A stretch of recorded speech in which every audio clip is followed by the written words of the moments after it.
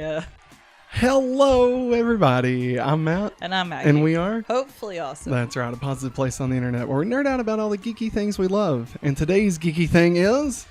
Beast Wars. Banana. Beast Wars. Terrorize. Wow. I feel like we're a little hot. Hot. Like a little bit of Hot dog. mic. I was thinking a hot mic, but hot dog is fun too. Whatever. Go for a nice little chili dog, you know, from a Sonic's. Yeah, foot long coney. Just put that wiener right in my mouth. Hey, everybody. Matt. Welcome to Going Back to Beast Wars, our weekly show podcast thing, where we go back and rewatch all of Beast Wars. Maggie, of course, has never seen any Beast Wars, so this is her first time watching. I have viewed the franchise a many a time. I don't know why I put it that way. A many a time. But yeah, so we are about... this is the last episode of season 1, actually, now that I'm thinking about it. Yeah. This is the last episode of season 1. So, and then, of course, next week we kick off season 2. Very excited. I've mentioned this, you know, in prior episodes that, you know, I've been really looking forward to the end of the season because that's when we get kind of like this mini arc, you know, that goes for several episodes. Yeah. Rick in the chat. Hey! It says in 3, 2, 1, yay. Yeah. Season finale. What's up, Eric? Welcome to the live show, my friend. So yeah, this is gonna be a good one. Of course, we're covering episodes 22, 23, 24, 25, and 26. We're going all out. Whoop, whoop. But yeah, I don't know, Maggie. Anything you'd like to say before we dive in? I mean, there's never a dull moment in Beast Wars. In Beast Wars. I mean, I could make an argument against that. I mean, in these episodes. That's what I mean. Oh, overall, I have enjoyed season 1 of Beast Wars. Yeah. Yes. Is it better or worse than you thought it would be? Better. Yeah. Yeah. You know what helped? Reboot. Yeah. Was it really? Yeah. Knowing that the people that helped animate this also animate Reboot. I should have told you that years ago. Yeah. Why I never told you that. I would have been all about it. Because, like, I've been sitting there, I'm like, well, Rhinox is designed after Megabyte. Black Arachnid is designed after Black Arachnia. Oh, Black Arachnia. My bad. It's okay. Don't come after me. Have we done this show since we did the Super Bowl trailer reaction? Yes. Well, yes. If we didn't talk about it, go check that out because there was no beasts. It was very just much one. let down. The same shot we already saw. Yeah. Of Optimus. You know, his toys are coming out.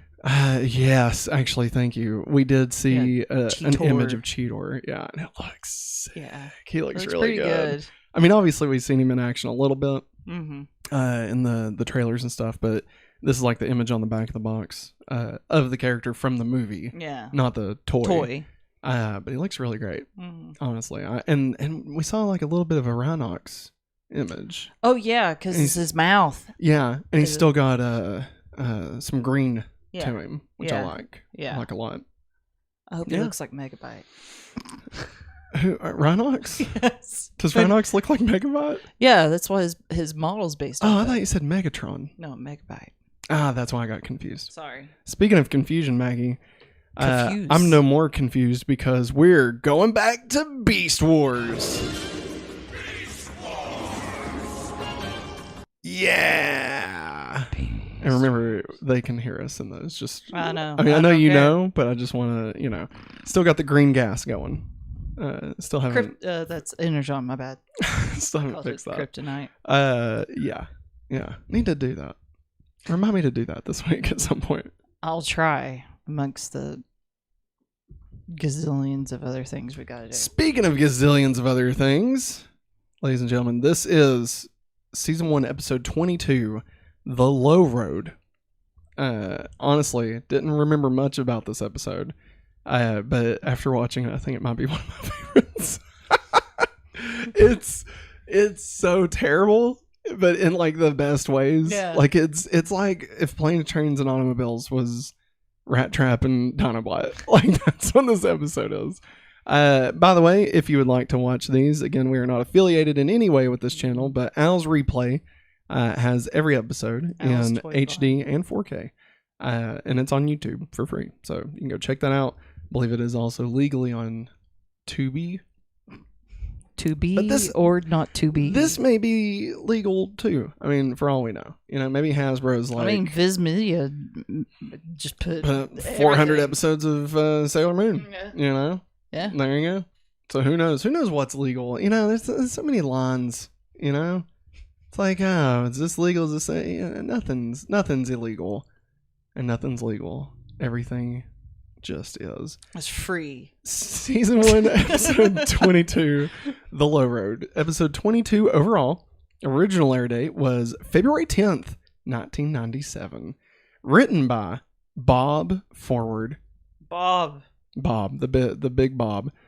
Previous episodes include Beast Wars Part 1, Beast Wars Part 2, Fallen Comrades, The Trigger Part 1, The Trigger Part 2, Call of the Wild, The Low Road, Before the Storm, Other Voices Part 1, and Other Voices Part 2.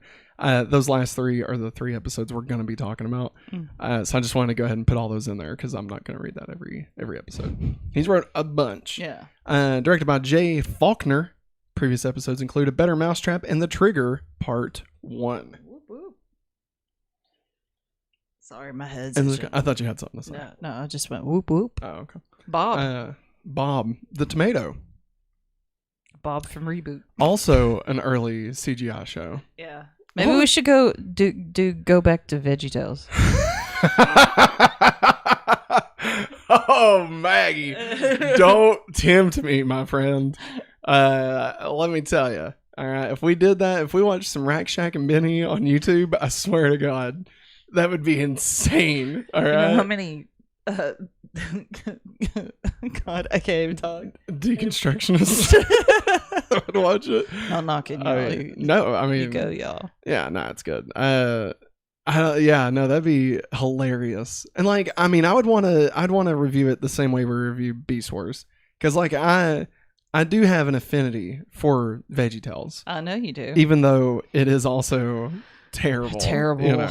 But especially those early VeggieTales, like before the movie. Yeah. Once it hit the movie, I think they got a little too big in their britches, and they were like, "Oh, it's the Sumo of the Opera" or some bull crap, Give me the hairbrush song. Give me the pirates who don't do anything. Yeah. Give me the yodeling veterinarian of the Alps. Come on, give me the goods. The song of the Cebu. All right, you know what I'm talking about. Yeah, cheeseburger. His cheeseburger, exactly. Yeah, cheeseburger. It's part of a 3-episode arc about Larry losing the rights to do Silly Songs with Larry. And so then they hire Mr. Lunt to do love songs. All right. Then he comes back. Let's come back. Come back. Beast Wars. Come on. You tell me you don't want to talk VeggieTales for another 5 minutes? No, because... Eric said, why? Because of the Star Wars pose on that episode. LOL. Well, kinda... Air Racer poses herself by Primal leg. Yes. Actually, I was on the Transformers wiki. I didn't catch it while we was watching it, but it does. There's the shot when they come in and they see Air Racer on Primal's leg, like Princess Leia in the original. Yeah. Wow. Yeah. Wow. Makes you think. There's only... Do we need to go back down that road from last week? No. There's only one female Transformer in the Maximals. Moving on. All right. The synopsis, everybody. The Maximals use their tools to garden, trimming the wild bean vines that have grown around the Maximal base. And, as Dinobot explains, could be exploited by the Predacons. Now, is this wild beans or bees? Don't. Rattrap and Dinobot. Beans. Rattrap and Dinobot get into a fight. Inside, Rhinox detects Predacons coming to attack, but can't activate the Sentinel shields because of the 2 arguing Maximals outside. Rhinox comes down the elevator with the guns ablazing and commands the 2 to get inside, you slagging idiots. But they are too busy arguing to obey. Trying to cover his teammates' withdrawal, Rhinox is hit by a strange weapon from Tarantulas. Dinobot blasts Tarantulas several times, and with the crucial shot fired, the Predacons retreat. Inside the Axelon's computers reports on the strange effects the device had on Rhinox, giving him a disease that causes the larger Maximal to spontaneously discharge energy. Rhinox demonstrates this by hiccuping energy beams around the base, causing much collateral damage. It's decided a counter-virus must be found. Rattrap and Dinobot attempt to trail the injured Tarantulas. The two get into an argument about who is to blame for Rhinox being sick, which quickly degenerates into name-calling. Eventually, forgetting why they started arguing, the two follow Tarantulas' scent. Running after a glimpse of the Predacon, they fall through a hole and onto a long slide with a heavy boulder close behind them. But after they land at the bottom of the slide, the boulder actually hits Tarantulas. Rattrap and Dinobot continue bickering as they search through the underground caverns for Tarantulas' lab. Aboard the Axelon, Optimus reveals to Cheetor that he paired Dinobot and Rattrap together so they would either learn to work together or kill each other. Rhinox is meanwhile kept on a life support system which drains energy from the rest of the now heavily damaged Maximal base. Back at the Predacon base, Megatron sends his own forces to reclaim Tarantulas so more of the virus can be developed to use on the rest of the Maximals. They head to his laboratory to see if they can locate the missing arachnid. My bad. On Tarantulas' security sensors, Black Arachnia notices the two wandering Maximals making their way through the caverns towards the hideout. Primal rallies his available soldiers for action against the Predacons to seize the antidote to Rhinox's element forcibly. Rhinox attempts to come along with the others, but Primal orders his friend to stay behind and consume some food to help stabilize his system. Naturally, the first option on Rhinox's menu happens to be wild beans. The wild beans. Why bees? Are we out here picking beans? He eats wild bees? Beans. Stop with the Arrested Development joke. Back in Tarantulas' lair, Black Arachnia discovers where Tarantulas stored the counter-virus. When Scorponok detects the two Maximals getting closer, the Predacon goons open fire, wildly hoping to hit something, but instead just ruin any chance they have at ambushing their targets. Dinobot tries to use Tarantulas as a hostage, but the tactic doesn't work on Megatron, who has no reservations about abusing his own soldiers. However, the distraction has bought Rattrap, who was supposed to be covering Dinobot, the time to sneak through some tubes to arrive behind the Predacons. That's not anything. Go Mets. Leaving him close enough to disarm them quickly. A nasal energon explosion from Rhinox provides a hole for the other Maximals to enter the chamber once they finish posing heroically. Oh, yeah, they do. Megatron mentions that he alone has the counter-virus that could save Rhinox. But then, lo and behold, Rhinox shoots an incredible energon fart visible from space that blows the Predacons far away, giving the Maximals the chance to grab the counter-virus and live happily ever after. Rattrap and Dinobot still bicker like kids, though. As for the Predacons, they landed on a dead tree in very uncomfortable positions. That was the low road. Like, this is like the most Looney Tunes episode of Beast Wars. Like, they really, it's almost like they knew that they were getting ready to get into like the serious arc, you know? And they were like, let's just go stupid silly. Yeah, because you sitting there like, what is up with this episode? Why is this so silly? It was like, I don't even know. It's like Tex Avery or something, you know? Yeah. Like it was, they're like falling and like the plume clouds. Yeah, like and all the Wally cartoon Coyote. sounds. Yeah. And I mean, just Rhinox farting. Yeah, I did not expect that happening. That was wild. I mean, the sneezing, I understood. Yeah. Because it was beans. Fart. It was beans, man. I know. Get it? He ate beans. It made him fart. Beans. Don't. How dare you? Beans. Don't. Beans. We don't own the rights to that. We can't afford. We can't afford it. We can't. No. Where's my chip? You can't fart anymore. How did you do it? Fart noise, that is. All right. I'm a child. What did you think about this episode? It was ridiculous. I really liked, Dinobot, of course. Yeah. And of course, always he's bickering with Rattrap. What did Rattrap do while Dinobot was bent over? Because this is that episode. Yeah, I put that GIF as a retweet. That's like my favorite thing. And whenever I saw him, I was like, "Oh my god, it's the gift!" This is it. He hits him with something, doesn't he? I can't remember what he does. He like I couldn't remember if he like kicks him or he kicks him. I swear, those two dorks. Like I love them. They're so like just mean to each other, but it's great. Like I'm glad that not every episode's like this. If every episode was like this, I would not like it. But this being like a one-off, it was nice. It was nice to get some silliness. Yeah. And I'm hoping I'm forgetting that they have more of these in the future, because I really don't remember it ever getting that silly. But it might.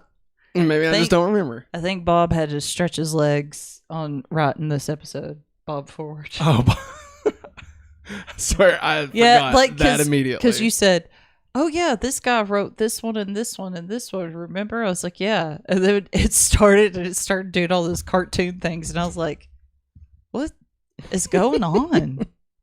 This is the end of the series. Are you all right? Yeah. You should have chugged that coffee. I did. It tastes really good. It was thick. Yeah. Eric said. Well, he also said, "Just think in Japan, Air Razor was a he." So yeah. That's true. Then he said, "Yeah, I blocked most of this episode out." Right? Yeah. Same. Hi, Angie. Hey, Mom. Welcome for joining, or welcome. Thanks for joining. Welcome for joining. And remember, hey, if you'd like to join us further, you can head over to patreon.com/hopefullyawesome, where you can get the show ad-free. But of course, this is not ad-free. So here are the ads. This episode is brought to you by patreon.com/hopefullyawesome. That's right. At the $5 tier, you can have access to every episode we make ad-free and have your name listed in the credits of every video. At $10, you'll be able to get access to our all-new exclusive shows right here on patreon.com/hopefullyawesome. Those include Hopefully Weekly, a weekly show where Maggie and I catch up on all the things that's happened over the past week, both in our life and in the world around us. Family Game Night, a weekly show where Maggie and I will play a variety of board games, from Blockbuster Party Game all the way to Fast and the Furious Heist Game, whatever that is. Highway Heist. The Hopefully Awesome movie commentary that we'll do once a month, where Maggie and I will watch one of our favorite films and then record us talking about it over it. Kind of like a mix between Mystery Science Theater 3000 and, just us goofing off and talking about nothing related to the film. And lastly, Matt plus Maggie. This is our monthly show where Maggie and I talk about our relationship. I don't think we'll be giving any advice, but hey, tune in. It'll be fun. And if you want to go above and beyond at the $25 level, not only do you get everything that we've just talked about, but you also get a verbal shout out as our Patreon producer of the entire month. All this and more. So sign up at patreon.com/hopefullyawesome today. And we're back. With the dog. That's right. We got our own Maximal. We got our own beast. I almost said Beast Morphers. And I know that's a Power Ranger series. Oh, okay. But I was like, that does sound familiar. Right? I didn't watch it. But so, I was aware of it. One of these days I need to look this up. Uh-huh. I just haven't. But I want to say that Animorphs is like a spin-off of Transformers. Like, it's not. But it's its own story. But I feel like the toys, they made the book series because they wanted to make toys of people turning into animals. And they made animals turning into robots. Yeah. I don't know. Could be wrong. But I feel like that was a thing. So I guess what I'm saying is, after this, we're going to do going back to Animorphs. Aw, man. Oh, dude. No. That would be sick. Visor 3. I don't even know if that's their name. I don't even know. I remember, what was his name? Tobias? Wasn't he the one that wanted to turn into a hawk and he couldn't turn back? Yeah. I'm sorry. He painted himself blue. Yeah. I was going to say Tobias. All right. Now. It was. We don't talk about Bruno. I mean, Animorph. Oh my god. I loved Animorphs way too much. And Nickelodeon just didn't know how to market it, man. They'd have 4 episodes and then nothing for a year. Hey, Scholastic Book Fairs did everywhere. The only reason I like the books was because you could flip it and see them yeah. And I like getting a hold of the hardcover ones at the book fairs and stuff. because you move it and you can see them. Oh, yeah. Scholastics. Whatever happened to that book company? They're still around. I don't believe you. Overcharging. Season 1, episode 23, Law of the Jungle. Episode 23 overall. Original air date was February 17th, 1997. Written by Mark Laren Young. Previous episodes, none. But according to a 1997 interview with Bob Forward, though credited to Mark Laren Young, this episode was almost completely rewritten by Larry DiTillio. But there you go. Directed by John Poser. Previous episode includes Double Dinobot. Yay! Yeah, so that one. All right. I'm trying to... Is it bad that I literally don't remember this episode? Is this the one with Tigatron? Right? And like he's like, I'm leaving. Yeah, I think so. Or was that last week? I can't It's all remember. starting to bleed together. All right, here we go. Frogs eat bugs. Snakes kill frogs. Birds kill snakes. Things are mercilessly killing each other as nature intended. But nature didn't intend a giant, crazed robotic fire ant to attack Cheetor and Dinobot, as the maniacal Inferno gleefully assaults the two for the royalty. Terrorsaur brings out some heavy explosives from a mountaintop weapon cache to take out Dinobot, though he ends up knocking Inferno aside as well. Waspinator just hangs back waiting for the signal that Terrorsaur never bothered to give. After getting blasted a good distance, Terrorsaur signals for Waspinator to attack. Cheetor radios for backup. Waspinator plans an attack on Cheetor using the other heavy explosive, but overestimates his own strength and can't keep himself aloft while he's holding the weapon. While trying to keep airborne, Waspinator sees a tiger, which he naturally mistakes for Tigatron, who is actually a few feet higher on the mountain, ready to pounce on the Predacon. Tigatron holds on and guides the bug to a crash. Inferno switches his weapon to a flamethrower to cook the cats. That's one hot pussycat. Tigatron transforms and blasts Inferno away, but a stray shot from his own gun passes Inferno and heads towards the mountain, where both Snowstalker and the Predacon's weaponry cache are located. The entire supply of explosives detonates in a single blast, and Tigatron's animal friend is caught in the rock slide. Concerned for his companion, Tigatron hurries to unbury the wild tiger, but it's too late. Later, as the sky darkens, Tigatron finishes constructing a marker for Snowstalker's resting place. Surveying the damage of the landscape from the fight, Tigatron resolves to quit being a participant in the Beast Wars. I am a Maximal. No more. It's like that. It's like that. Cat. It's like that Spider-Man, where he's like, Spider-Man, I'm Spider-Man no more. Tigatron takes off his like robot stuff and throws it in a trash can and walks away. It's just a fur rug falling. Hey, man, you know, it is what it is. I don't know what to tell you, you know. And yeah, Cheetor's like, oh, hey, Big Cat. Come on, Big Cat. Hey, Cat. people die. It's tubular, man. But not him, Cheetor. Nah. What? What is death? I'm only 3.5 years old. What is Oxycontin? Let's see here. Dinobot argues that destruction is part of the nature of war, but Tigatron remains with his decision to stay out of the Maximal Predacon conflict. After Tigatron leaves, Dinobot follows him, making it clear he has a sort of plan. Cheetor is relieved when Primal arrives to make sense of the situation. In the dark of night and thick foliage, Dinobot shows Tigatron an example of nature in action, a tiger killing some gazelles. Slaughter for survival, just like the Maximals battle the Predacons for the survival of peace on Cybertron. Dinobot explains that if Megatron wins, he will spread word to other worlds, ultimately destroying Cybertron in the process. Thus, the Maximals must stop him. It is the legacy of the Autobots and the Decepticons that they will always oppose each other. Tigatron still disagrees, and Dinobot gets aggressive. Luckily, before Dinobot gets carried away, Primal arrives to take his turn at reasoning. Disgusted, Dinobot takes his leave. After he leaves, Primal tells Tigatron that he hates the Beast Wars just as much as him, but that as long as they are on this planet, they have a duty to protect it from the Predacons. The three Predacons attack Dinobot, overpowering the lone Maximal despite his inhumanly flexible neck. Primal arrives soon after, and the Predacons hope for another victory. Optimus puts up a better fight, knocking away both Terrorsaur and Waspinator with one shot, but Inferno hits Optimus from behind with a strong blast. The two Maximals are too damaged to fight against the killer Fire Ant when to their rescue comes Tigatron, who can't sit passively while his friends are close to death. Inferno's flamethrower ignites a bush, adding to Tigatron's fury. The cat blasts Inferno into the distance, ending the Predacons' campaign.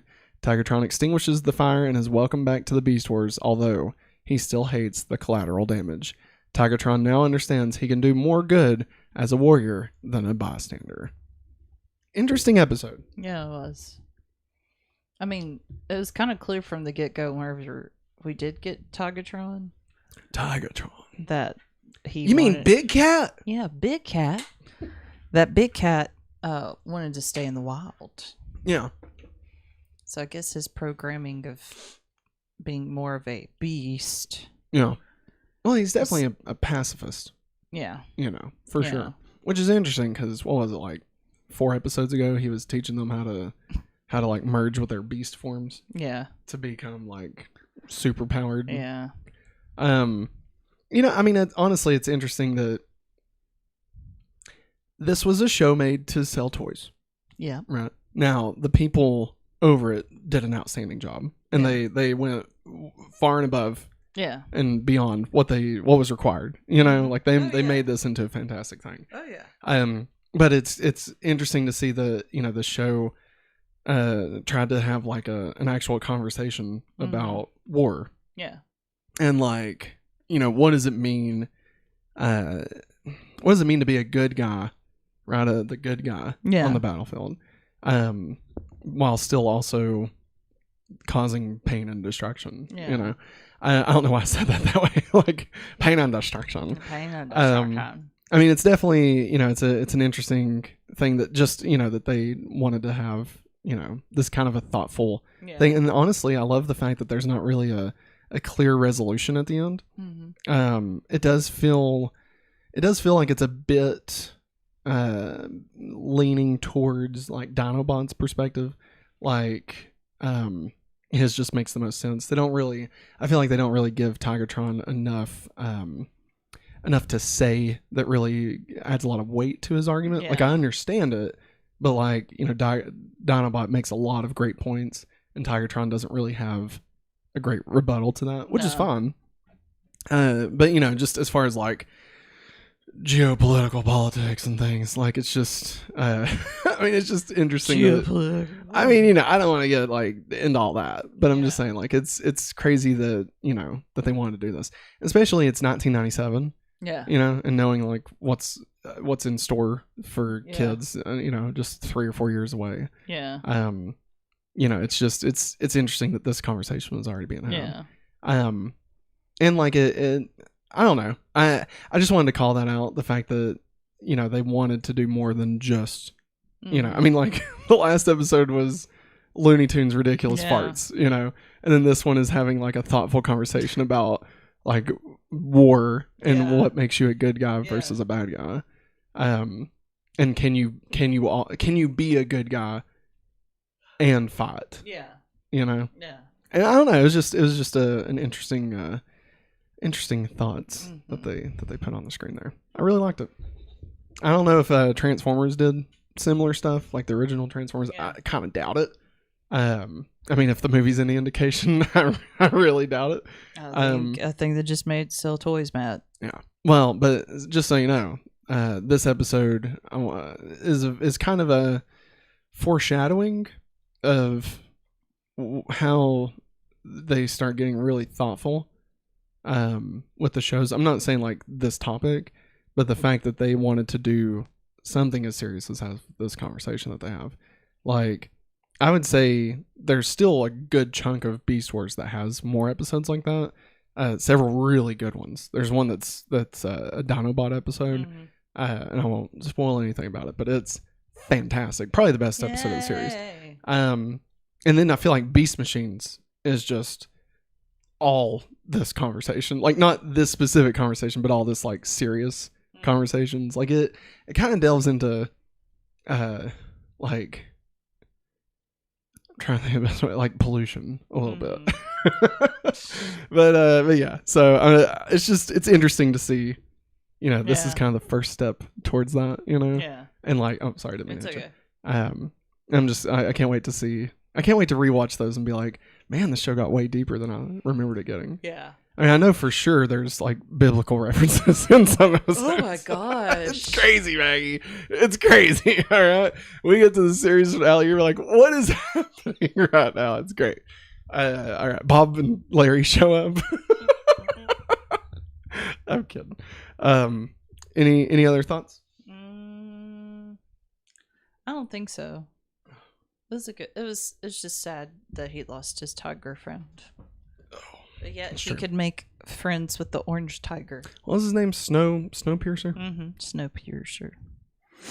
Beast Machines is more of like a spiritual journey with no spoiler, of course. Right. No, it's true. It's true. It's very like metaphysical. Like honestly, I don't know how they got away with making that show. Like it is very much like for adults. Yeah. But it's still a kids show. Okay. I don't know. I can't wait for you to see it. I didn't really care for it at the time. Like, I mean, I watched all of it because obviously. Yeah. And like there's some twists and turns in it that I really do like. But I think it's about halfway through the whole series. I feel like it got even more complicated. And I was like, I'm still here, but I don't understand anything that I'm watching right now. But it's crazy. I can't wait for you to see it. It's going to be great, man. Only like what? A month away? Oh boy. Excuse me. Probably more than a month. All right. Next episode, season 1, episode 24. 24. You falling asleep? Are you okay? I'm trying. You look like you're... dude, it's hit me like a ton of bricks. Okay. Do we need to do some jumping jacks or... I'm going to go off screen and walk up and down the hall. Okay. Apologies, everybody. No, it's okay. Hey, we want you alive. Just... Kindergarten's kicking my butt. I'll read it, but, you know, obviously, I know you will. All right. Episode 24, Before the Storm. Episode 24 overall. Original air date was February 21st, 1997. Written by Larry DiTillio and Bob Forward. Previous episodes for Larry include the web. Oh my God, Maggie! What? Larry DiTillio and Bob Forward. It's Bob and Larry. Yeah, I was about to say that. But oh my God! It's been foretold. It's like this is our own personal golden disc right here. Okay. Not doing veggie toast. Stop it. Larry, his previous episodes include The Web, Power Surge, The Spark, Spider's Game, Other Voices Part 1, and Other Voices Part 2. Directed by Adam Wood, whose previous episode, only this episode, is the only episode that he directed. But he was the supervising animator on Beast Wars Part 1, Chain of Command, Guerrilla Warfare, Double Dinobot, and Spider's Game. It's always cool to see like when they get somebody who is working on the show and like let them, you know, kind of elevate them to try out directing and stuff. A lot of the CW shows do stuff like that. Let's see here. So the synopsis. Tigatron observes a strange energy pulse in a distant mountain. Simultaneously, within the Predacon base, Megatron is woken by his computer. It reports the energy anomaly and that it is of alien origin. Aliens. Megatron suspects this could be the start of something big and thus sends Inferno to investigate. Yes, my queen. I wish she wouldn't call me that. I love it. I do hate that man. The fire ant burrows into the mountain and recovers a strange discus. I feel like we can just call it a disc. I don't know why they put discus. Primal is on a scouting run looking for the energy anomaly that Tigatron spotted. He sees a strange probe and follows it. The probe stops and forms into a hologram of Megatron. He proposes to meet about a truce on neutral ground between both leaders. Yes. When they meet, Megatron insists that the truce is not an act of treachery. He explains that he has no time to fight Maximals and he needs time to think. Primal reluctantly agrees to the truce, bound by Maximal code. Rhinox proposes that it's about the alien energy. Primal agrees, stating that something scared Megatron very badly. Rattrap is sent, despite his usual complaints, to infiltrate the dark side, which is, again, the Predacon base. Retroactively was named that. Wow. Yeah. Meanwhile, Tarantulas... Dark side of the moon.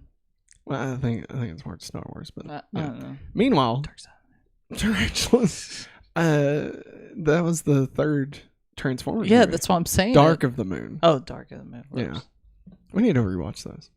Meanwhile, Tarantulas hacks his way into a holding chamber to steal one of the Predacon ship's remaining transwarp cells. Yes, transwarp cells! Waspinator surprises him and... demand an answer, Tarantulas! I'm getting better at that. Yeah. And Tarantulas easily defeats him.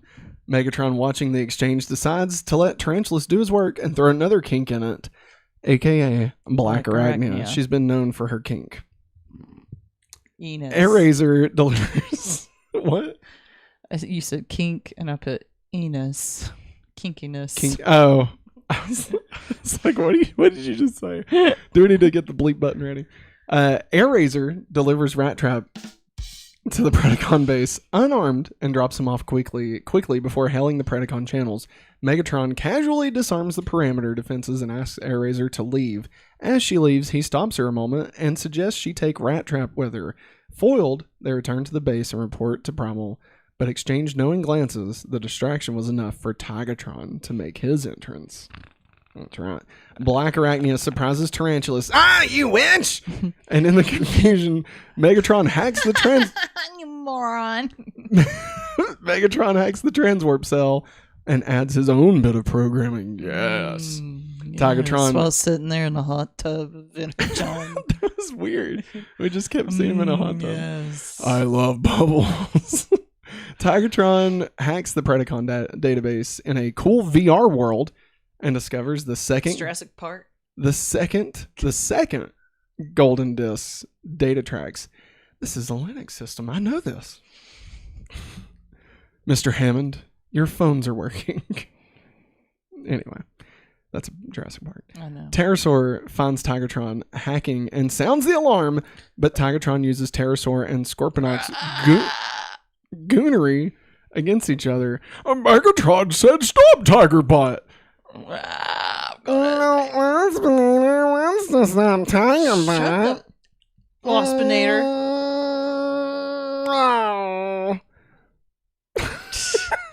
Under orders not to fire, the Predacons chase Tigatron, leading into a battle with the rest of the Maximals. Under the limitations of a truce, the Predacons and Maximals battle without using their weapons. Primal steals a wire from Inferno's rocket.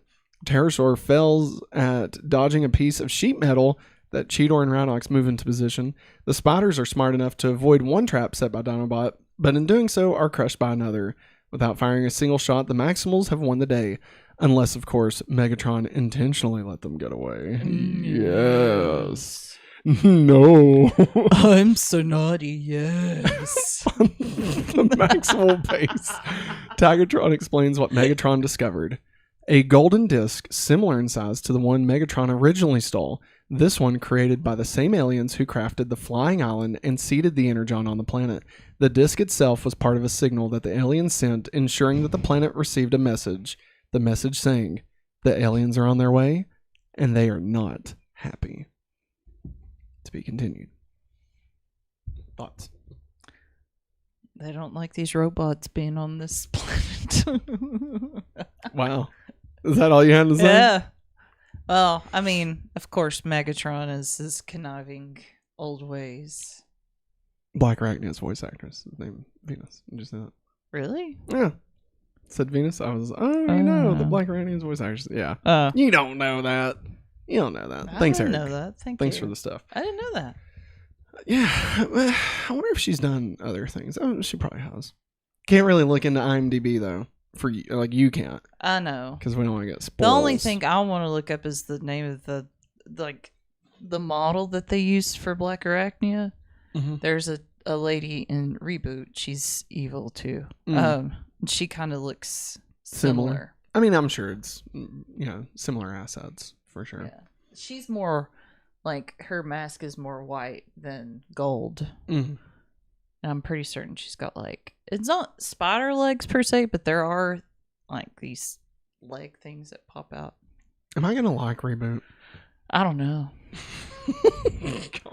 I don't know. I worry about you sometimes because I'm like, I don't know. He'll probably hate this. Interesting. Just to touch on, our TV went off there. It's the HDMI cord, I think. Yeah, we'll get that straightened out. Yeah. But interesting thing to note here about their truce. They still fought. They just don't use weapons. Yeah, they can't use weapons. Like, that's not really a truce. No, it's not. You know, you're not supposed to fight at all. Yeah. That's really, it's like a literal sense of like a ceasefire. Yeah. Like, literally, they can't fire, but they can do anything else. They just can't fire any guns. You know, I don't know. It's interesting. All right, let's get into the 2-part series, season 1 chapstick finale. Yes, you may.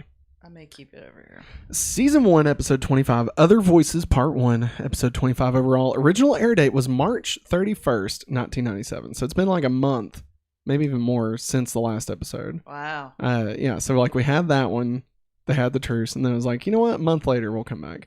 Written by Larry DiTillio and Bob Forward. Bob and Larry. Directed by Colin Davies, whose previous episodes include The Spark.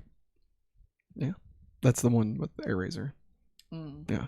When a spark goes online, everyone cheers.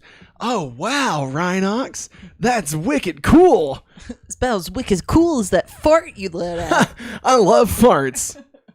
Farts. Isn't that right, big monkey bot? That's just prime. What do you think about Ron Perlman voicing Optimus Primal? Huh? In Rise of the Beast. That's who's voicing him. I feel like it doesn't match Optimus Primal's character in Beast Wars. You know how these people are whenever they do voice acting. It's like they transform themselves. No, it's just Ron Perlman. Oh, like, it is? Yeah, it's just his voice. I mean, you don't get Ron Perlman to do an impression of someone. All right, you get Ron Perlman to be Ron Perlman. Ron Perlman, make your voice lower. This is my voice lower. I mean, I guess it would kind of stick out like a sore thumb if like they put like the Beast Wars voice next to like the Michael Bay Transformer voices, you know? It would be kind of weird. Yeah, it would. But still, that's going to be probably the hardest part for me with this movie. Yeah. Is like, how much are they changing like the core aspects of these characters?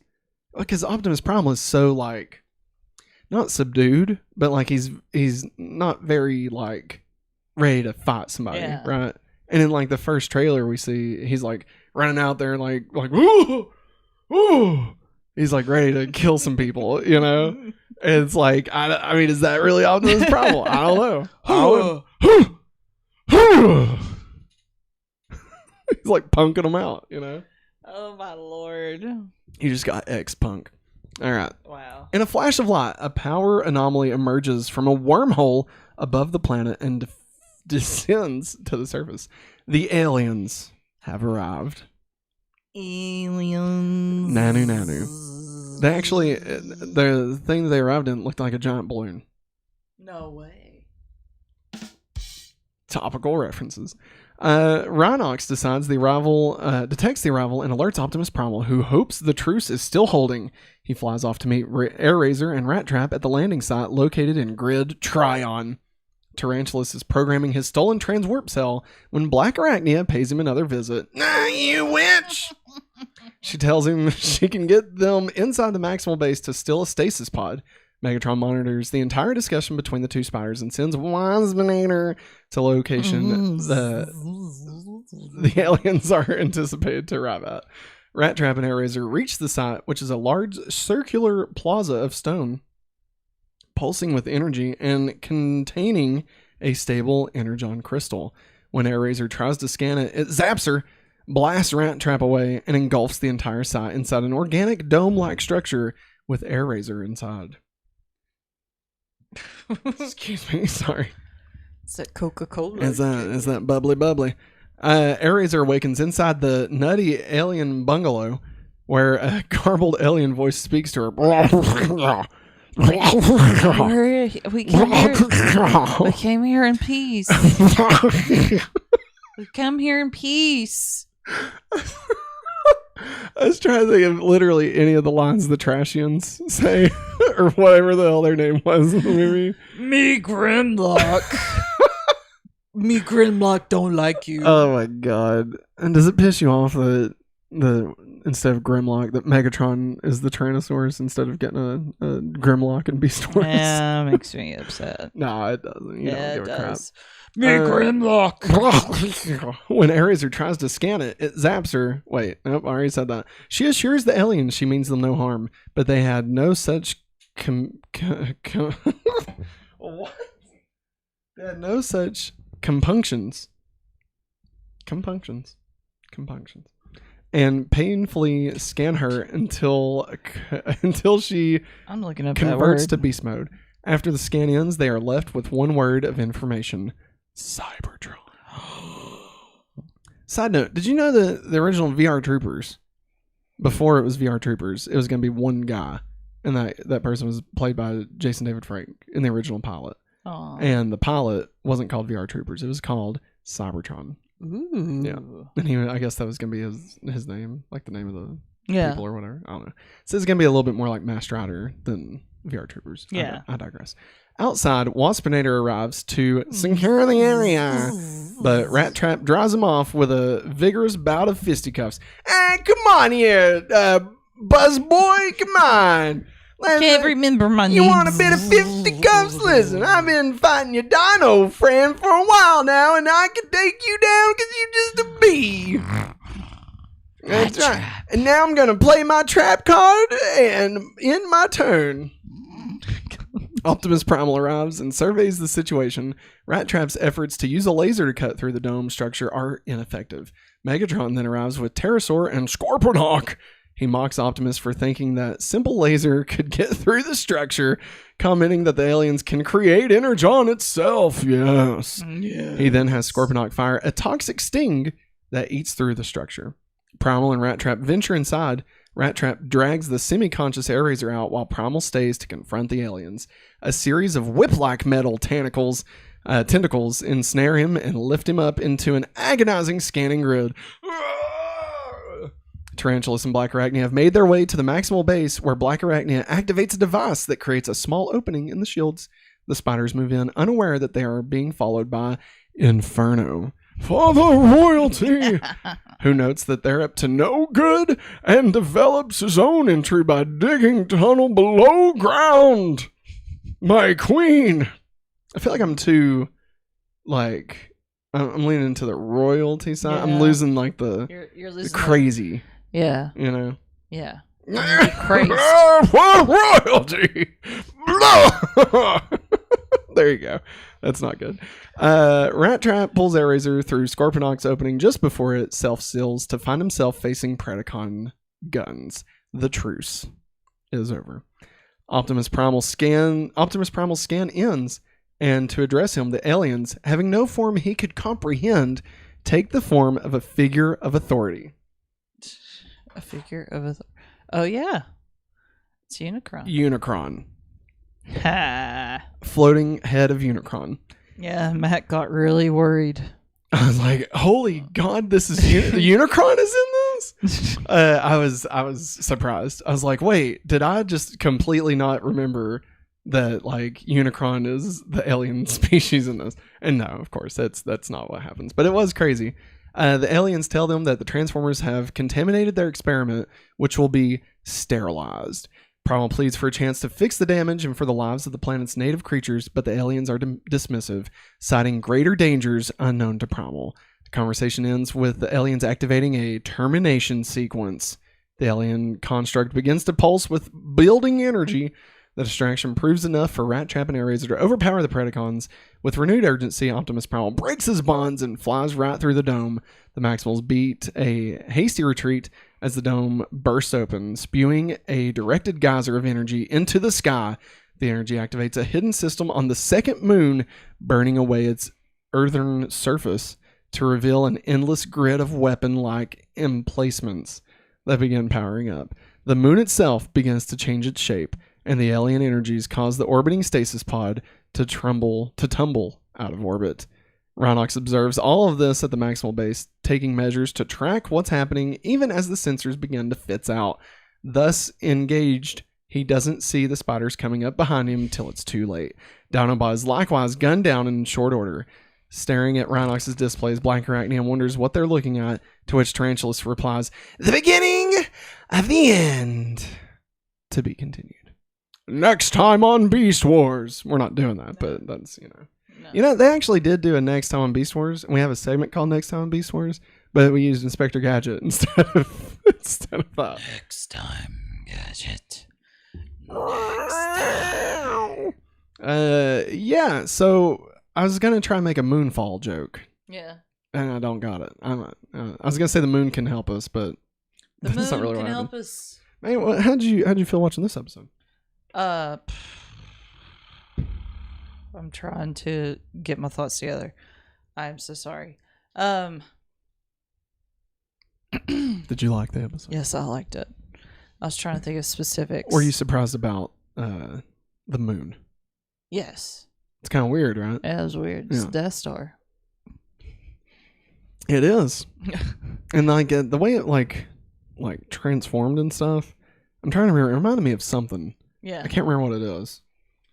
I cannot remember what it was, but it reminded me of like something like I don't know. What was that movie with with Lois Lane and Hawkeye, and like they're talking to Arrival. Yeah. But that's not what it is. Like that's the only movie coming to my brain right now. But yeah. Anyway, liked it. Yes, I loved it. Yes. Thoughts on his head, his royal headness being in there. Yes, that was creepy. It's really cool. It was creepy seeing him. Again, it's like, what? Unicron's alive? It's crazy, dude. And like, honestly, it still makes me happy that we watched the movie. Like every time they go back and reference this stuff, it makes me happier that we actually sat down and watched that whole thing. Yeah, definitely. Glitch. I mean, winch. That's hilarious. Yeah, the original voice cast in Transformers Kingdom, not having them in the Transformers Kingdom, the Rooster Teeth one. Mm-hmm. Yeah, I mean, I'm definitely gonna watch it, but yeah, I'm not too. Yeah, we got a fancy card with your with yours, Waspinator. Oh yeah, that's Megatron. Yeah, and then look at the back. The golden disc. Not to be confused with the golden compass. Alien linguine. What are you doing? The ancient aliens guy. The meme. I know now, but like I had no clue. Like at first what you was doing. You were saying ancient aliens. Alien. Season 1, episode 26. Other Voices, part 2, aka the season 1 finale. Ladies and gentlemen, we have made it to season 1 finale. Maggie's gonna go walk some laps. Episode 26 overall. Original air date was April 1st, 1997. Otherwise known as Hopefully Awesome Day. That's coming up. Yeah. Written by Larry DiTilio and Bob Forward. Directed by Ezekiel Norton, whose previous episode was The Probe, which is also another great episode. Out on patrol, Cheetor and Tigatron stare in awe at the light at the end of the world as the alien machine continues powering up in space. Optimus Primal makes contact and orders them to return to base. Rattrap is pessimistic about their chances of survival, but Primal assures him that Rhinox will find a way for them to survive. The alien bungalow finishes transferring power to the moon, and in a flash, the aliens depart. Termination sequence engaged. Return to Nexus 0. Megatron and the Predacons observe this from their base. Confronted with a machine intended to destroy them, Megatron activates a special program and scans the Maximal base, locating the spiders with Inferno. Tarantulas is nearly finished converting a stored stasis pod into his escape ship. Black Arachnia observes this, that it's a little cramped for two, But, weapon drawn, she has no intention of sharing the rod. Inferno arrives just then, blasts her, and sets Tarantulas on fire, knocking him out. Back at the Predacon base, Megatron detects the aborted flow of data to the stasis pod ship and reacts with fury. That stupid ant! Yes! He did something wrong. Tarantulas is nearly finished converting a stored... Nope, I already read all that. Inferno starts to examine Tarantulas' work, but is attacked by Black Arachnia, who eludes him with a display of gymnastics before blasting him with his own gun. Picking up Tarantulas' cyberlink goggles, she forms a link with the unconscious Tarantulas to obtain the data needed to finish the pod ship, but finds that staring into the abyss of the spider's mind means that it also stares back. What could that mean? The Maximals arrive at base, alarmed to find the shields down. Inside, they find Rhinox and Dinobot cyberwebbed into the ceiling. Optimus Primal sends Rattrap and Airazor to bring in their unwelcome visitors. Megatron observes the data flow resuming just as the altered moon opens fire on the planet with a broad, blinding power ray. Optimus Primal charges the Maximal base's shields as the external temperature begins climbing and deduces that the aliens intend to ignite the energon deposits. Megatron notes that this will obliterate the entire planet, an incredibly ruthless strategy that he rather admires. Yes. He assures his panicked troops that Tarantulas will save them, albeit inadvertently. Black Arachnia finishes the pod ship only to be discovered and held at gunpoint by Rattrap and Airazor. With Rhinox still out of commission, Optimus Primal is beginning to despair when Rattrap summons him to the stasis hold. Primal is impressed by the ship and immediately orders Black Arachnia to change the command codes to respond to him. He intends to fly the ship up to the Planet Buster and detonate the transwarp cell to destroy it. With little alternative, Black Arachnia complies.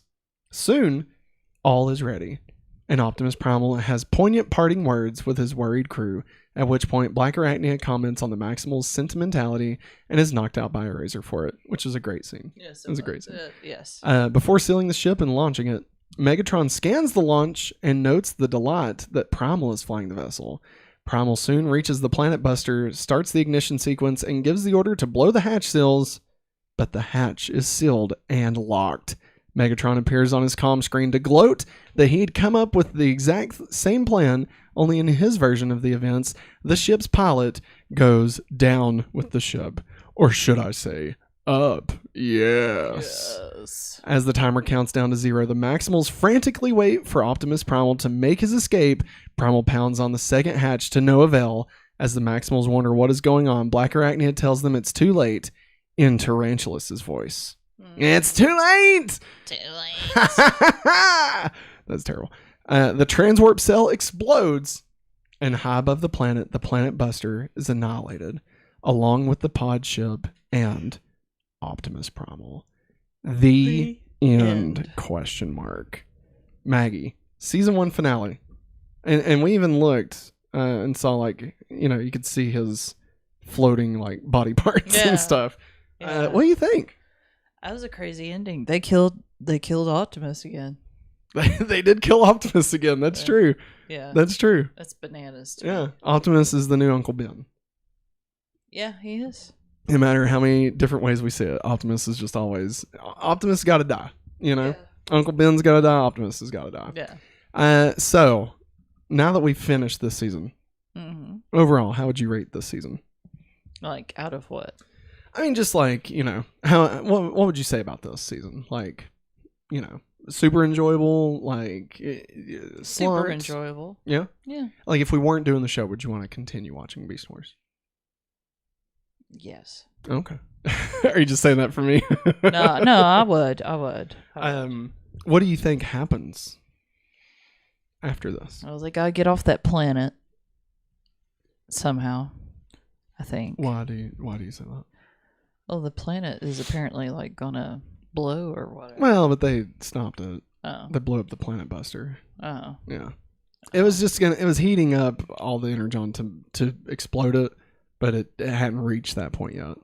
And Optimus blew up the thing. Yeah. So the rays. Oh, I'm so sorry, God. It's okay. So the ray's not really an issue at this point. Yeah. Okay. So what do you think? What do you think happens? They go to Earth. Is Optimus still dead? I'm going to say no. No. Bananas. It's bananas. Oh my gosh. Oh, whoops. I accidentally hit that with my iPad. Sorry, everybody. We'll get to that section. Watching the playback. Happening. Yeah. So, anyway, Maggie, anything else you'd like to say before we move into our first segment of the day? Nah. All right. Let's go. Let's do this. That's good because it's time for the countdown to Beast. I didn't like that. Want me doing it like that? Yeah, that's how I do it every week. No, it's not. Go back and watch the replays. All right, No, it'll up our watch time. Countdown to Beast. 16 weeks until the Beast rise. That's right, everybody. 16 weeks away.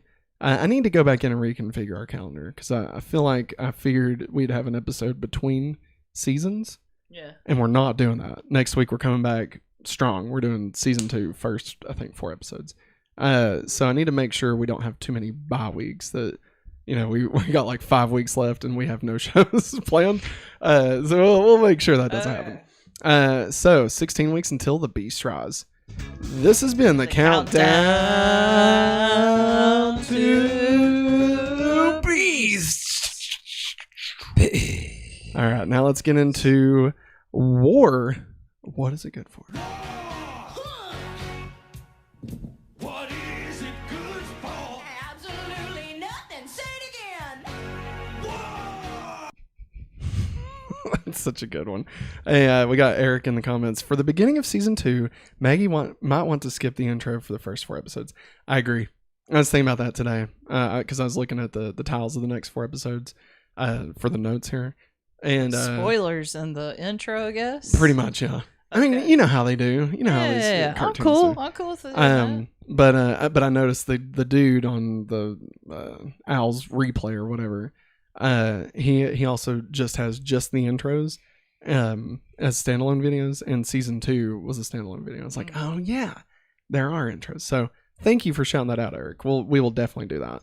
I don't want Maggie to get spoiled on all the good stuff. I tell you, I think when season 2 starts, for me, I think it's almost like Parks and Rec when season 3 started, and like it was like a whole new show and like better than it had been. And I feel like that's what Beast Wars does. Like I feel like season 2 like really like ramps things up, and I feel like it doesn't drag at all. And there are only 13 episode seasons at this point, so like the entirety of season 1 is equal to the entirety of season 2 and 3. Yeah. So just so you know. All right, so War, what is it good for? How has the war progressed this week? In episode 23, Tigertron begins to no longer want to be a part of the Beast Wars. He stays with the team, though, for now. Excuse me. Episode 24, the Maximals and Predacons begin a short-lived truce. Megatron decides he wants more than to simply win the Beast Wars. Up till this point, all we've seen is... to be queen, yes. Up to this point, he's obviously only wanted to best the Maximals. But then seeing some of the stuff from the aliens, he's like, oh, what if I just like ruled the universe or whatever? I guess he doesn't really spell it out. Episode 25, the Predacons break the truce. Yeah. The aliens decide to end their experiment by destroying the planet. In episode 26, the planet is under massive attack that detonates uncountable amounts of energon. So energon does go up, but it wasn't the whole planet. Yeah. So, there are repercussions to what happened. Optimus sacrifices himself to save the planet because Megatron hacks the pod. The Maximals lose Optimus. The Predacons lose Tarantulas and Black Arachnia. For now, anyways. We'll see how Megatron handles this. So it says that Tarantulas is knocked out.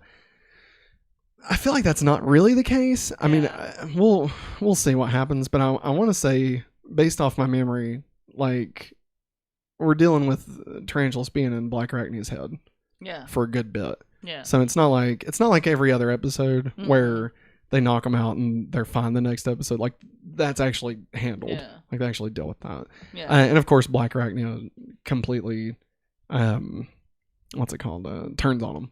Yeah. She's in her own little faction, and then obviously she'll probably go back to them, but guys, you know how that is. All right. Next up, let's get into the in memoriam. Let's remember all those we lost this week. That's right, everybody. It's sad. We're all Sad gonna die. stuff. So on this week's episodes, we lost Snowstalker. Snowstalker had previously been seen in the episode Fallen Comrades. We lost Tarantulas, kinda. And we lost Optimus Primal. Optimus Primal has died. He is dead. And he's never coming back. Or is he? Why do you think we've been talking so much about who's number 2, Maggie? You know? Because I knew this day would come. Alright, next up. Alright, next up, let's hear some words of leadership. Well, that's just prime. Yeah! So, episode 22. A bargaining chip should remain in play until the game is over. Yes. Why do you always talk to yourself? Black Arachnia says. I simply have a penchant for intelligent conversation. Optimus says they'll either learn to work together or destroy each other. Right now, I don't really care which one. Yeah. Episode 23. This is a Dinobot. So, do you want to do this? Episode 23. Right here. No, I'll do the other guy. That is the sorry. It hit wrong. That is, I can't do it. You got it. That is the law of the jungle. The hunters and the hunted scrap or be scrapped. Animals hunt to survive. And what do you think war is about? There you go. Good job. I won't ask you to do that again. Oh, sorry. Not in a I'll bad let way. you down. I know your voice is like going, so like I won't make you do that. It's my bad. I opened up with Terrorsaur's voice. When Predacons talk truce, it just means they need time to reload their weapons. This is in episode 24, by the way. Didn't Dinobot say that at the beginning of the season? I believe he said that. I don't know. Then nobody ever referenced it from where I was reading all this. So, I think he did. This is Megatron. I'm not gonna do it. There's a storm approaching, a storm of such magnitude, of such power, it is beyond imagination. And to think I was once satisfied with more energon. To think that my ambitions lofted no higher than the conquest of Cybertron.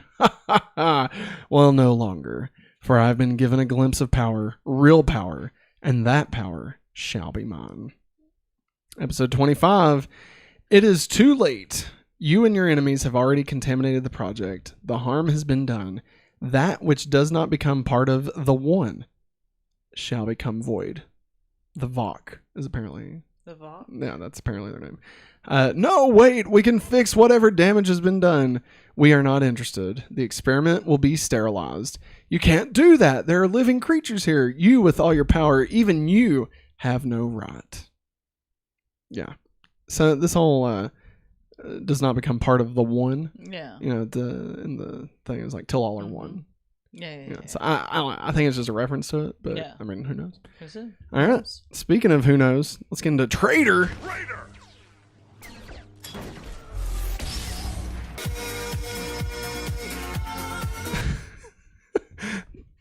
So they can hear you. I know. So they're gonna be like, "What was that see slapping this. noise?"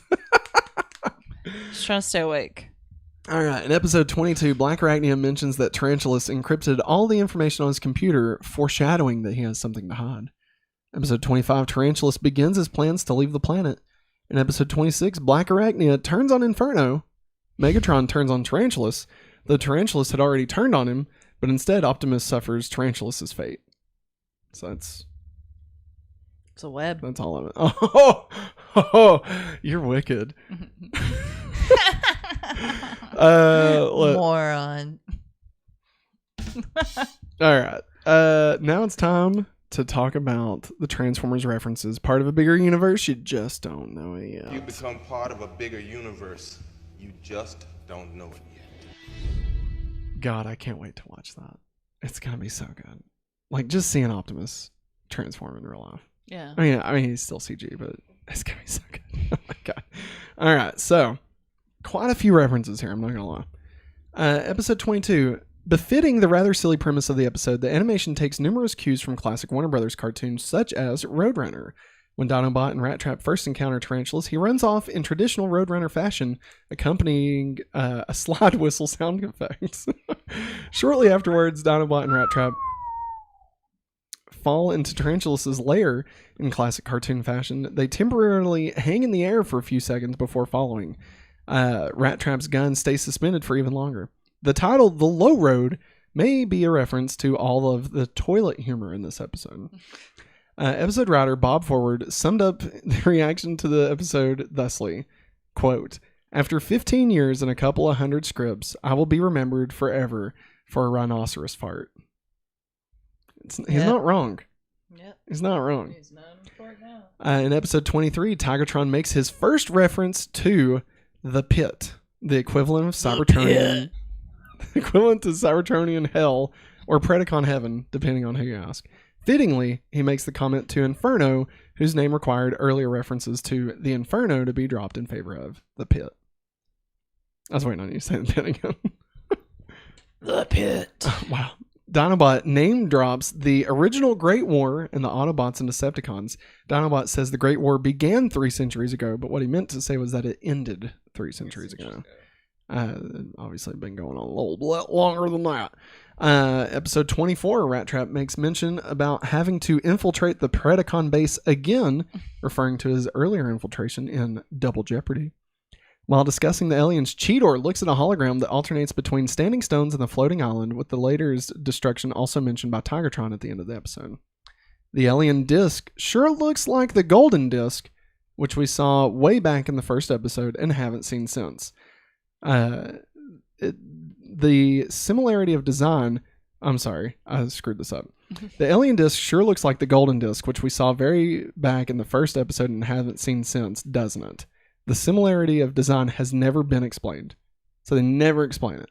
They're not supposed to be the same disc. They're not supposed to play off of each other. The Megatron's disc is not the same as that disc. That disc is the alien disc. So just... Ancient aliens. Yeah. No, it doesn't, it doesn't ever come to be anything. Yeah. I mean, they talk about the discs for sure, but like them looking the same never plays out. Sorry. Didn't mean to No, kick you're your fine. foot. Let's see here. When Megatron is talking to Inferno in his room, there is a Generation 1 Seeker head on his shelf with an expression of pure horror. Either it's a reference to Starscream's treachery in a previous episode, or Megatron has some weird taste in ornaments. There's also a replica of Generation 1 Megatron's fusion cannon on the shelf below the head. As Megatron's screen unfolds, a rapid-fire sequence of images including photographs of a NASA space shuttle lifting off, the Houses of Parliament in London, an oceanside sunset, a guy in a stocking cap, and several mountain ranges.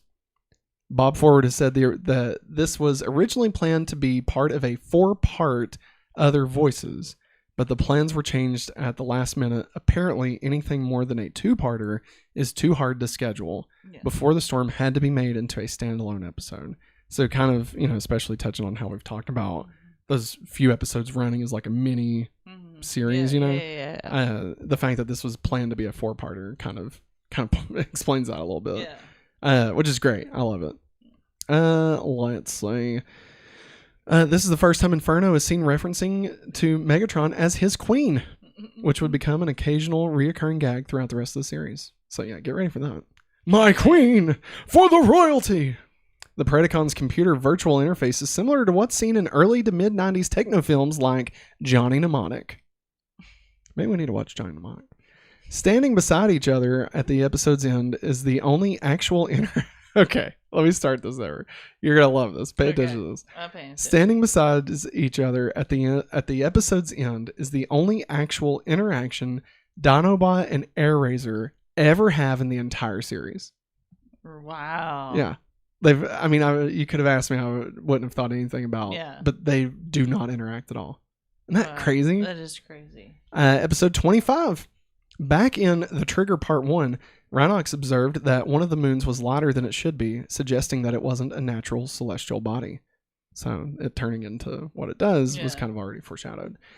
Scan complete. This is the specimen we analyzed before. The Vok previously analyzed Optimus in the episode Chain of Command. That was early on. Mm-hmm. That was like either first or second week of this that we did.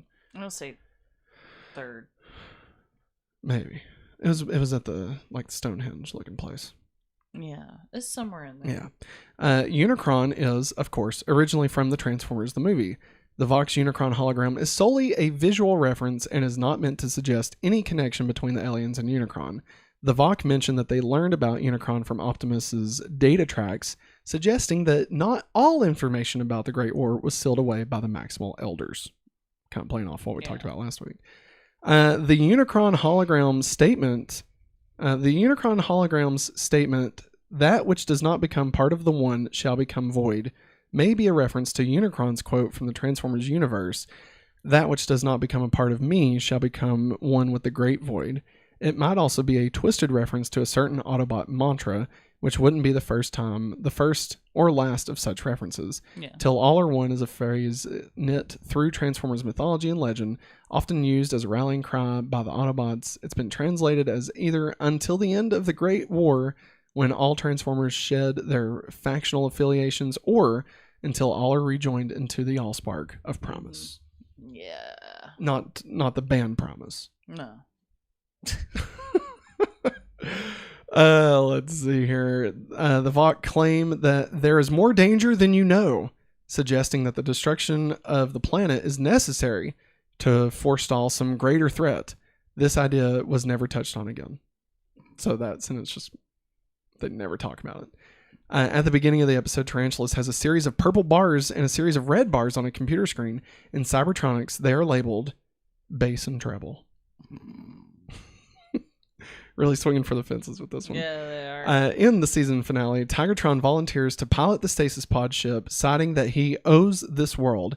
This likely refers to his decision to destroy the Vok's self-propelled, completely peacefully, heavily armed floating island paradise of death in the Trigger Part 2. Oh, God. The overall plot of this episode, you're going to like this, Maggie. You're going to like this. The overall plot of this episode, and to a lesser extent the previous episode, has several similarities to Web World Wars, the season 2 finale of Reboot. Hey. It went on to give more details about how it's tied to it, but I didn't copy it. I didn't want to be told. You Optimuses do love to sacrifice yourselves, don't you? Well, fortunately, this time your foolishness will destroy you and your Maximals. The Beast Wars are over, Optimus. You lose. Yes. Megatron, of course, referencing the death of Optimus Prime, as seen in Transformers the movie. A planned but never produced Generation 1 cameo was planned for this episode. The intent was for Megatron to gloat to Primal while the latter was trapped in the stasis pod by projecting an image of the original Optimus Prime on Primal's view screen as Primal raced to the false moon to meet his demise. Yeah. So basically, I guess probably the footage of like him and like Megatron getting the shots off on Optimus Prime.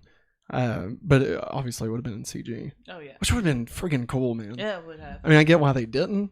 Obviously, no voice acting or anything would have been in it.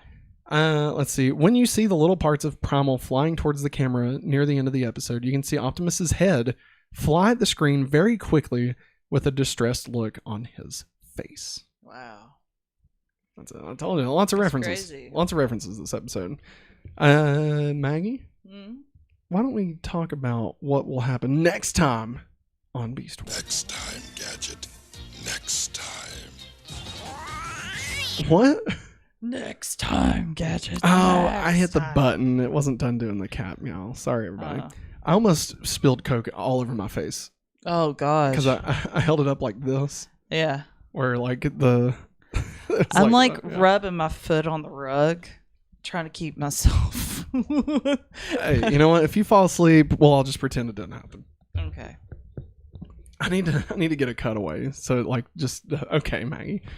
All right, next week, everybody, we will be watching 4 episodes. Yeah. So 4 episodes back. We are watching season 2, episode 1, Aftermath. Season 2, episode 2, a 2-parter, Coming of the Fusors, part 1 and part 2, and episode 4, Tangled Web. It's good. It's gonna be some bangers. I'm telling you, it's gonna be some bangers, man. Can't wait. Cannot wait to see. And the Decepticon motto: "Till all are gone." The things you learn, Dinobot and Ares, are minimal interactions. I know, right? Like I just thought that was so random. Like of all the, I don't know. I mean, just all the characters. Like I just wouldn't have assumed that. Yeah, it's interesting. Still very interesting to me that in the Rise of the Beast, they picked Air-Razor to be one of the 4 beasts that we know of. Yeah. That's in the movie. Yeah. Like if we only get 4, I'm just surprised they went Air-Razor. Like, don't get me wrong, I like Air-Razor.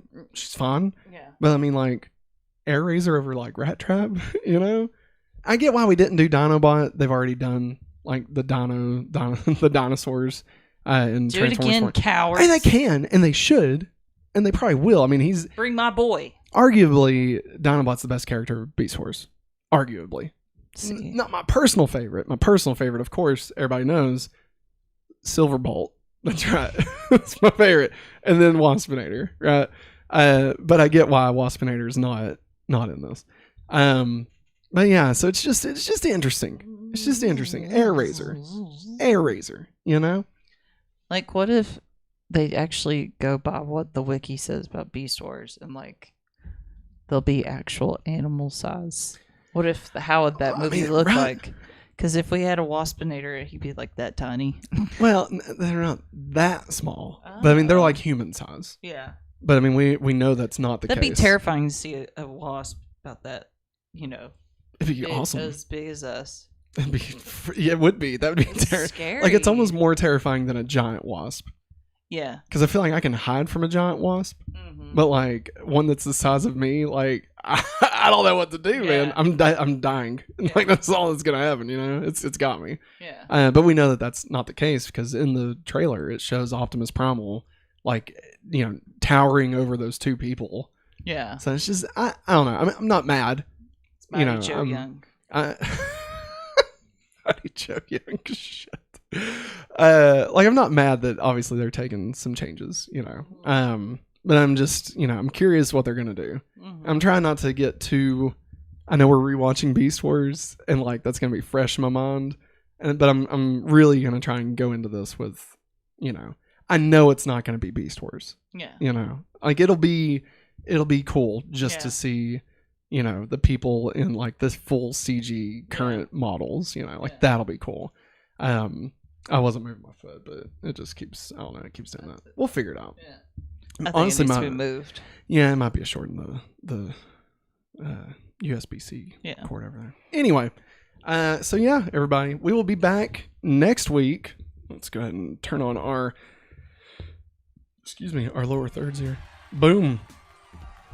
We'll be back next week with going back to Beast Wars again, kicking off season 2. Can't wait. Can't freaking wait. While I'm doing the outro, do you care to check comments and just make sure we didn't miss anything? Yeah, Eric said, "Welcome of the Fusers, outstanding episode." Yes, completely agree. Oh, Maggie, there's a character that shows up in season 2. I think you're gonna like. Okay. I'm trying to think of the best way to describe it without giving anything away. Yeah. So I'm going to say it's kind of like a scorpion, but it's not Scorponok. And that's all I'm going to say. I've seen a transformer of a scorpion. Well, I don't think you've seen this. Okay. I don't think you've seen this. Okay. I think you would know if you've seen this. But yeah, I think you're really going to like this character. Just its attitude and stuff. Okay. But yeah, we'll be back next week, of course. Going back to Beast Wars. Season 2 kicks off next week. The first of a 3-week run of season 2. It's only going to be 6 weeks and we'll be done with Beast Wars. That's crazy. I can't believe it. Crazy. We're literally halfway done with Beast Wars right now. Yeah. Then tomorrow night, of course, going back to Smallville live at 8:30. We will be back. That is actually already set. The live stream is set for tomorrow, so feel free to hit the notification on that. Yeah. You don't have to ring the bell or anything. I mean, you can if you want to. Mm-hmm. And if you would like to get this show in a podcast form, an audio podcast that you can listen to on the go, head over to patreon.com/hopefullyawesome, where you can get that ad-free, as well as many other things. Like we also do Hopefully Awesome Weekly, a more laid-back catch-up between me and Maggie of what we've been up to the past week. Sometimes we talk about news stories and stuff. And then we also have, of course, our monthly commentary. This month, just decided what it's going to be. We are going to do a commentary track for the hit 90s film, The Little Giants. Heck yeah. I can't wait. I cannot wait to watch Rick Moranis. Dude.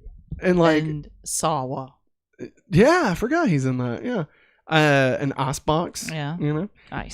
But I haven't watched it since I was a kid. Yeah. And so I'm really looking forward to us watching it for the first time together in a long time. I love that movie. And just talking about it the whole time. It'll be great. But yeah, so we got that. Head over to, again, patreon.com/hopefullyawesome. But if you do not have any bucks to toss our way, that is totally fine and no big deal at all. We just greatly appreciate you watching this show. If you would leave us a thumbs up and a comment, that helps us grow. It helps the algorithm send us out to more like-minded, cool people such as yourself. Share us around on social media. Talk about us in a good way. Whatever you got to do. All right. We appreciate it. And of course, next Monday, we'll be back again with the Hopefully Awesome Show. Yes. Live. Yes. Right here on youtube.com/hopefullyawesome. But that is it. We have gone back to Beast Wars, and now we are going to go back to bed. Yay. So, thanks for watching, everyone. And as always, Have a hopefully awesome day. maximize! Terrorsaur!